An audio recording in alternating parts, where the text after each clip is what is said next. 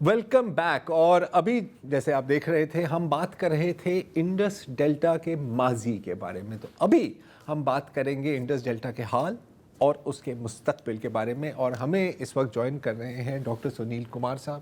Thank you very مچ.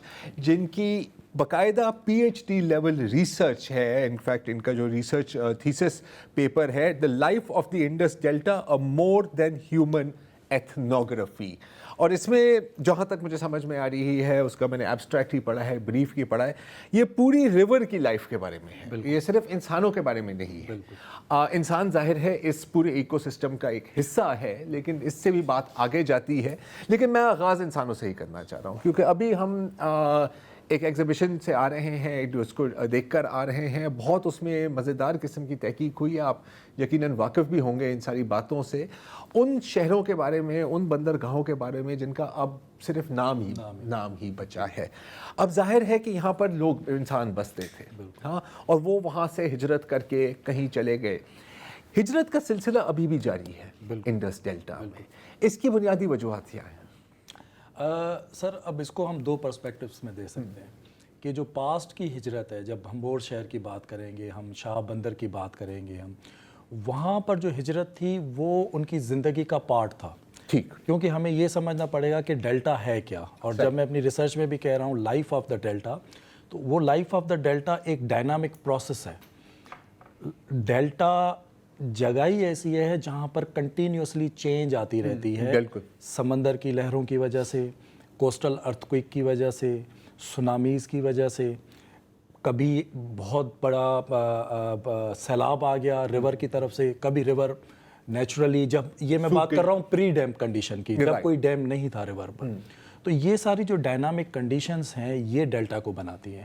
اور وہاں کے لوگ اس ڈائنامک کنڈیشنز میں they were so used to it کہ وہ آرام سے مائگریٹ کر دیتے ہیں. ایک کوئک اگر چھوٹا سا مثال دوں, 1819 میں ایک ارتھکویک آیا تھا اراؤنڈ 8.2 میگنیٹیوڈ کا انڈس ڈیلٹا. 1819 میں جب انڈیا اور پاکستان ایک ہی پورا سب کانٹیننٹ تھا. اس میں جو ہمارا شاہ بندر اور سوخی بندرگاہ, بہت بڑے دو بندرگاہ تھے, وہ ختم ہو گئے. وہ ختم ہو گئے تو لوگوں نے وہاں سے جب مائگریشن کی, وہ انہوں نے ڈیلٹا نہیں چھوڑا. وہ ختم ہوئے تو لوگوں نے مائگریشن کر کے کیٹی بندر بنا دیا. ٹھیک, تو ایک اور بندرگاہ بن گیا. یا پھر وہاں سے مائگریٹ کر کے لوگ کھارو چھان آ گئے تو ایک اور انہوں نے جگہ بسا لی.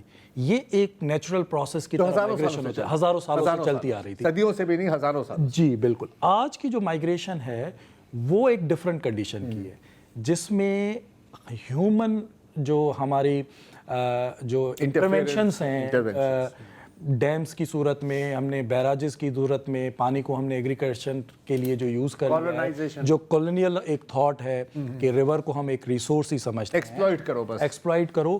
اس کی وجہ سے جب پانی پہنچ ہی نہیں رہا تو وہ ریور کا ڈائنامک, یا جس کو میں اپنی تھیسس میں لائف کہہ رہا ہوں, وہ ختم ہو گئی ہے. آج کی جو مائگریشن ہے وہ اب ڈیلٹا کی ایک جگہ سے دوسری جگہ پر مائگریشن نہیں ہے, بلکہ ڈیلٹا سے لوگ کمپلیٹلی شہر کراچی جا رہے ہیں.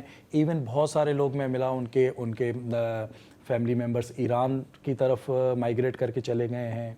بہت سارے لوگ ابراہیم حیدری کراچی میں اس سائٹ پہ آ گئے ہیں, یا انہوں نے کمپلیٹلی اپنا وہ فشرنگ کا جو پروفیشن ہے کسی نے کچھ اور کر لیا, ٹیکسی چلا لی, ختم کر دی.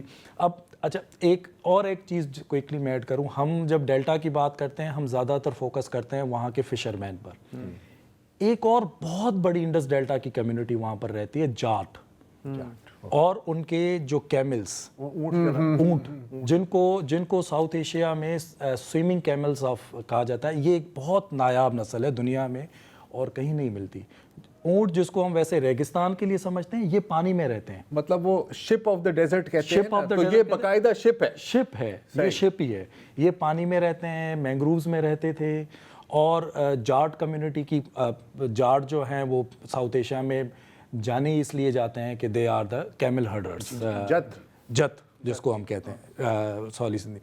تو 1964 میں ویسٹ فیل دو جرمن اینتھروپولوجسٹ تھے جنہوں نے جت کمیونٹی پر تھیسس بھی کی تھی, اور وہ انڈس ڈیلٹا میں آ کر دے اسٹیٹ, ہسبینڈ اینڈ وائف تھے دونوں. تو انہوں نے جت کمیونٹی پہ ایک تھیسس کی تھی. وہ اپنی کتاب میں بتاتے ہیں کہ اس 1964 میں یا اس سے پیچھے ہمارے یہاں پر لاکھوں کی تعداد میں اونٹ تھے, لیکن جب ڈیلٹا ختم ہوا تو اس کے ساتھ وہ جو مینگرووز تمر کے جو پورے جنگلات تھے وہ ختم ہوئے.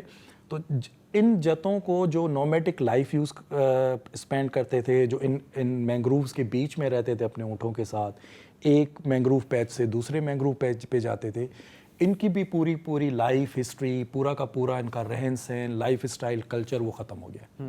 یہ لوگ بھی اب انہوں نے اپنے گاؤں بسا لیے ہیں, ٹھٹھا میں, گھاروں میں اور دوسری جگہوں پر, کیٹی بندر میں دکانیں کھول دی ہیں. بہت سارے یہ جت جو اونٹوں پر بس گزر سفر کرتے تھے اب فشریز کے کام میں چلے گئے ہیں. تو نہ صرف فشنگ کمیونٹیز جسے ہم ملاح کہیں, میربر کہیں, ان کا کلچر, ان کی لائف ختم ہوئی ہے, بلکہ یہ جتوں کی بھی ختم ہوئی ہے. تو یہ جو مائگریشن ہے, جو آپ کا مائگریشن کا سوال تھا, this is purely not because of deltaic, it's man made.